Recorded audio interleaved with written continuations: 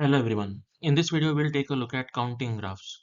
In computer science, especially in algorithms and complexity, knowing the number of possible graphs helps in designing algorithms that work with graph structures. It helps in estimating the computational resources needed for problems like graph search optimization and pattern matching. So, how many simple graphs are possible with one vertex? Now, there are two things to remember here. First thing is, a graph can have number of vertices but no edges. Okay, so the vertex set cannot be empty but edge set can be empty. Another concept is that edges can have labels or they can be unlabeled. Now, what is the application of unlabeled vertices? So when analyzing social networks, for example, sometimes the focus is on the structure or relationship between the individuals rather than their identities. So unlabeled vertices represent people and edges represent the relationships or interactions. In communication networks, unlabeled vertices can represent network nodes or devices with the focus on connectivity and network topology rather than the specific identities of the nodes. Okay, so whether the node is labeled or unlabeled, there is only one graph possible when there is one vertex. Now, when there are two vertices, there are two possibilities. Either there can be just two vertices with no edge in between them. So such a graph is called as a null graph.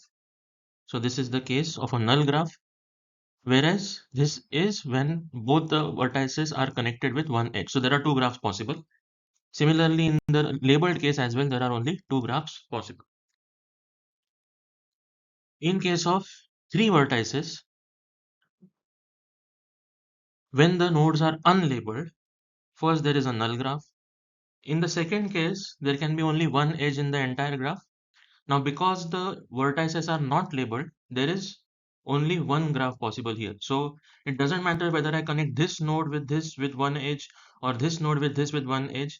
Still, it's a graph with three vertices and one edge. So they are all the same graph. So only one graph is possible with three vertices and one edge. Then three vertices and two edges. Similarly here, no matter whether I connect this edge and this edge. Okay, so no matter which two edges I decide to draw here, it will all look the same. So when there are three vertices and two edges, there is only one possibility if the vertices are unlabeled. And then there is a completely connected graph, okay, where all the three vertices are connected with an edge. Now in case of the labeled vertices, first is the null graph. Now when there is one edge, because there are labels, all three cases will be distinct. It is distinct if you connect BC, if you connect AB, and if you connect AC. There are three distinct cases. Similarly, when there are two edges between three vertices, which two vertices are connected? So is AB and BC connected, or is AB and AC connected, or is AC and BC connected? So there are three possibilities. So one graph here gets split into three. Okay, and finally there is a completely connected graph. Okay, so four graphs with unlabeled vertices and eight graphs with labeled vertices.